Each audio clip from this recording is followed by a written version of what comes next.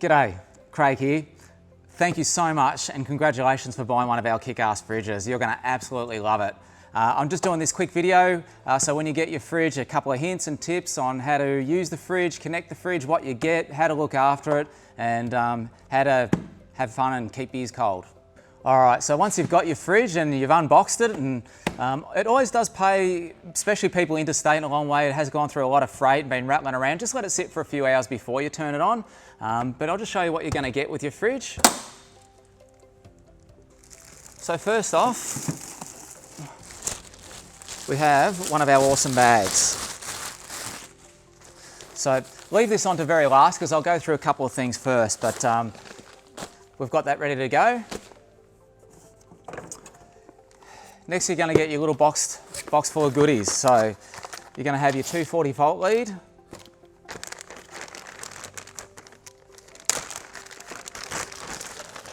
You're going to have your Anderson to Anderson connector.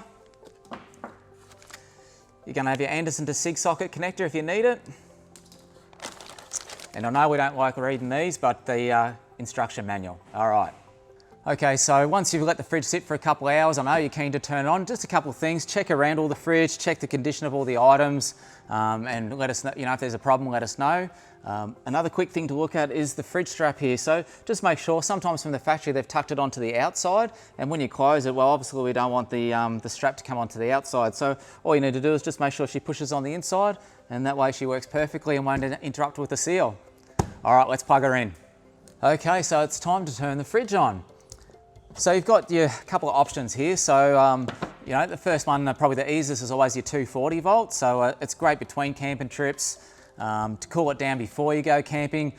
I leave mine on 24/7 as a beer fridge. It doesn't hurt them to be on all the time, but that's a simple explanation. Just quickly plug her in, plug her into the power point.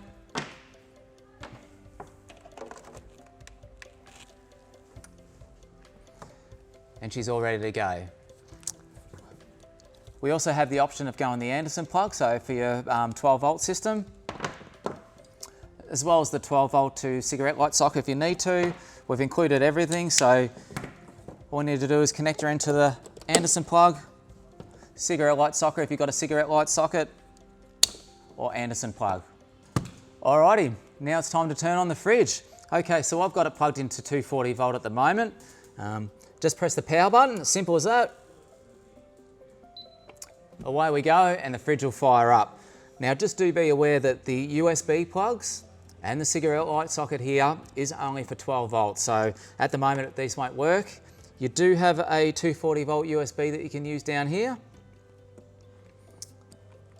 So first what we'll do is we'll set the actual temperatures. So remember that you can set it either as a fridge, freezer, fridge, freezer, however you want. We'll quickly get into that right now. So first off, we want to press the little gear down here. So press and hold, and you'll see the left-hand side, which is the large bin. Now, press the arrows up and down according to what you want the temperature to be. I'm setting this at 4 degrees now, and this is going to be my fridge.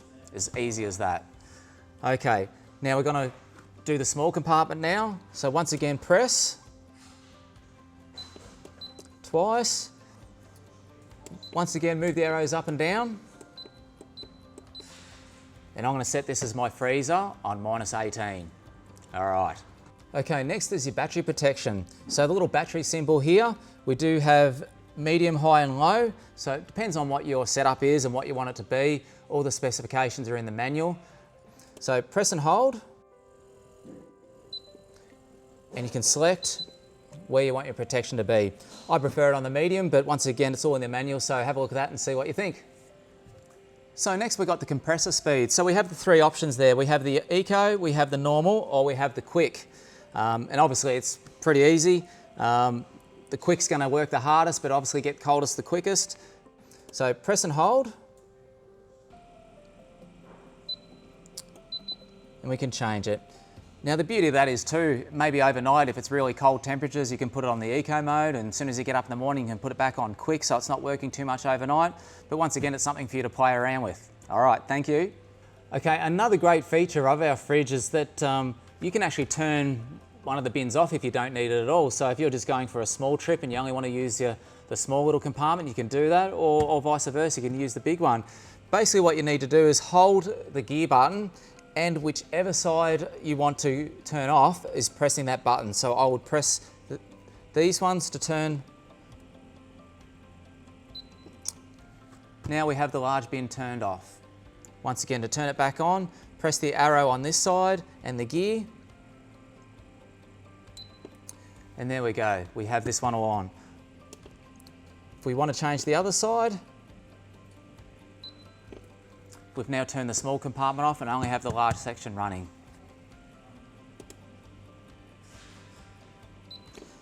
So there we go, and that will come in really handy, especially if you're doing a big camping trip and you're using all your food up and you need to, you know, your batteries are getting low and you want to reduce your consumption of your fridge, turn one of the bins off. Alrighty, so now it's time to connect Bluetooth to your fridge. So if you're anything like me, grab a teenager or a young kid and let them do it for you, but otherwise I'll guide you through it. So you go find the app on your typical phone, whether you've got an iPhone or a Android phone, you know where to go with the stores. Now to find your code itself on the fridge, basically what you could do is press the snowflake button and it's going to come up with your code. Now don't forget, you also have to add 2 zeros in the front when you're entering in your phone, and I'll show you how to do that.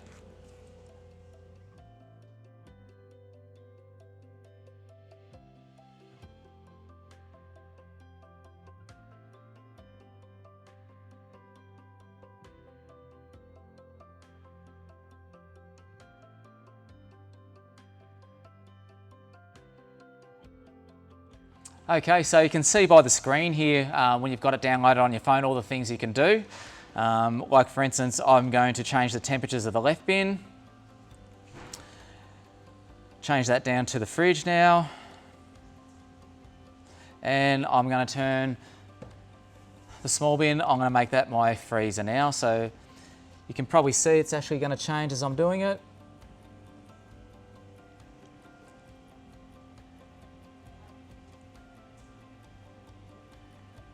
And now it's actually changed the bins.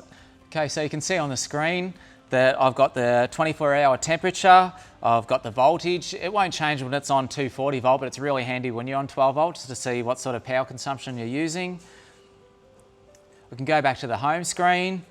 I can actually change the cooling speed while I'm here, so I can go from quick to economy to normal. I can change the battery protection if I'm on the fly, so I can go to high, medium, low. So it's all there. Everything displayed on the front panel you can actually do on the KickAss app. Alrighty, so now it's time to actually start using the fridge. So I'll give you a couple of quick tips and you're ready to rock and roll. Okay, first off, one of the most overlooked things is the amount of space the fridge needs on the ventilation side around here and around the back. So a good gauge is to get yourself a can and actually make sure you've got enough room around the vents, front and rear, the rear one especially. And it can be a problem too if you've got it in a canopy and you've not got that amount of space there and really getting no fresh air in, so it's really just the stale air over and over again. So that's something to think about too. If your fridge tends to be using a lot of battery power, you maybe just don't have enough space there. Okay, so when you're going camping, it does pay to pre-cool everything before you go. These are great at doing their job, but they won't work like a deep freezer. So if you're about to go camping and chuck all your stuff in the fridge and expect it to be cold before you go camping, you are using a lot of battery power. So it's a good hint to, you know, have it plugged into 240 volt at least 3 or 4 days beforehand, get it cooled down to the temperatures you need, put the frozen food in the freezer, put your cold beers in the fridge before you get going.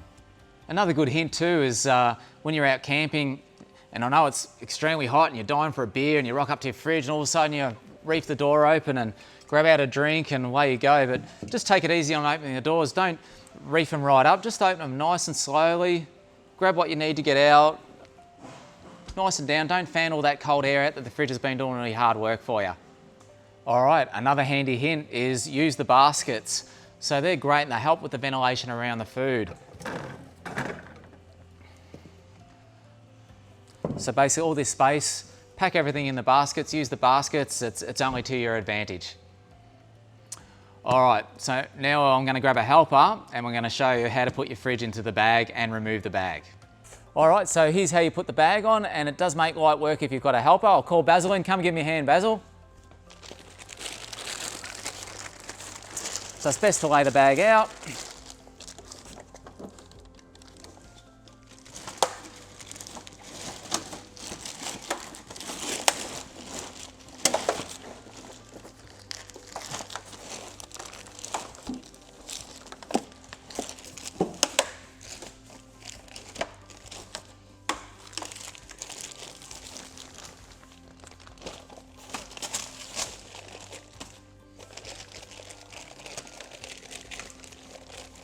Okay. So there we have it. We have the bag on. Two hands make light work with putting the bag on and off. Okay, thank you. All right, so we know how to remove the bag and put it on and off. I do suggest that every time you come home from a camping trip, give the fridge a proper clean. Remove it from the bag. Clean the outside surface. There will be a little condensation, especially sometimes on the outside. You know, you've got a cold surface on the inside and a warm surface on the out. It won't hurt it. As well as on the inside of the fridge, you can actually remove the actual seals out of it, so you can give them a nice clean from time to time. Inside the fridge, you know, a vanilla fridge, nothing much with a heavy solvent. Remember, you've got silicone seals inside there, so something mild. There's proper chemicals on the market to clean the insides of fridges. With the drain bungs, make sure you do drain it without the cover on, because it gets really, really messy with, I see people sometimes they drain it and it just makes a mess in the bottom of their cover. So make sure you do have the cover off when you're doing all your cleaning, and the fridge will be nice and perfectly clean for the next time you go to use it. Alrighty, well, thanks for watching. Thanks once again for getting one of our fridges. We know how everything works. Time to get yourself a nice cold beer, because I think you deserve it. Okay, thank you very much.